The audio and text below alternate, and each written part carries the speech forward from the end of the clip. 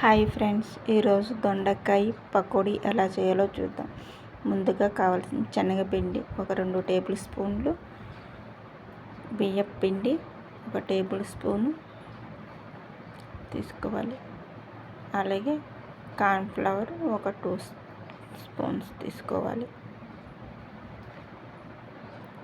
బియ్యపిండి 1 spoon, cornflour 2 spoons తీసుకోవాలి.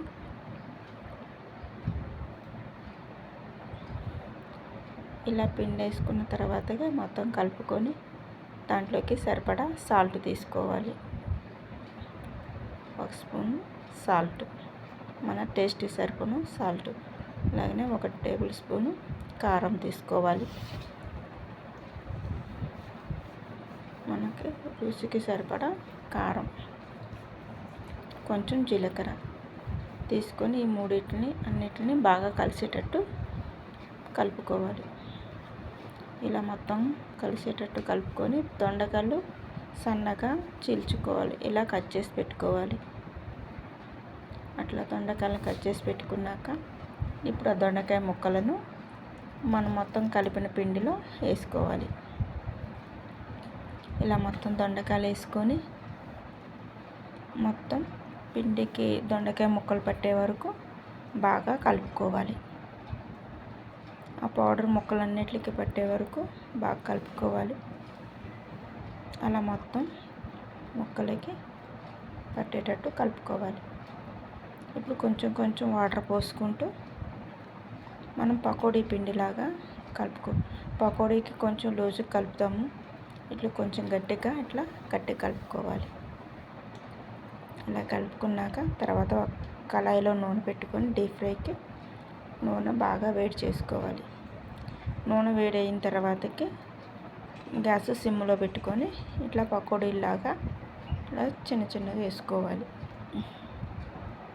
సిమ్లో పెట్టి కాల్చుకోవాలి. అప్పుడు దొండకాయలు కూడా వేగుతాయి. హైలో పెడితే దొండకాయలు వేగవు. మళ్ళీ ఇట్లా సిమ్లో పెట్టుకొని కాల్చుకోవాలి.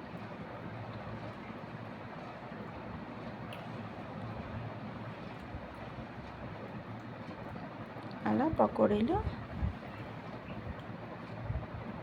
మరీ లావు కాకుండా ఒక దొండకాయ ముక్క వచ్చేటట్టు వేసుకొని ఇలా ఫ్రై చేసుకోవాలి.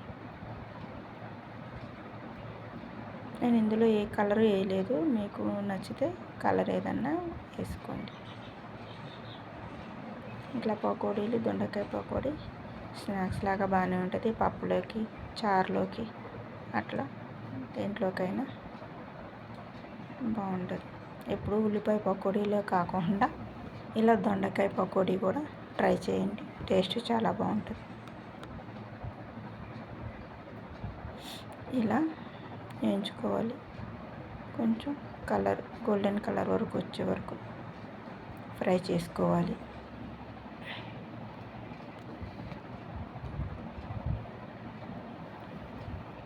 ఇలా ఫ్రై అయిన తర్వాత ఒక గిన్నెలోకి తీసుకోవాలి.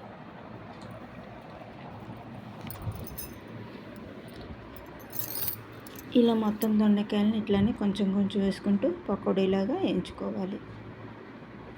ఇలా అన్నీ వేయించుకొని పక్కన పెట్టుకున్న తర్వాత ఇందులోకి 1 కప్పు పల్లీలు తీసుకోవాలి. 1 కప్పు పల్లీలు మంచిగా వేయించుకోవాలి. సిమ్లో ఉంచి బాగా ఫ్రై చేసుకొని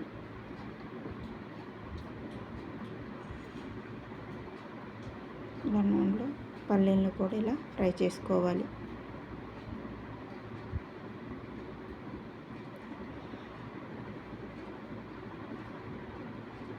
కొంచెం కలర్ మారే వరకు ఫ్రై చేసుకోండి. ఇలా పల్లీలు కూడా ఫ్రై అయిన తర్వాత ఇప్పుడు ఆ పకోడీలు ఆ పల్లీలు కూడా వేసేయాలి. తర్వాత కొంచెం కరివేపాకు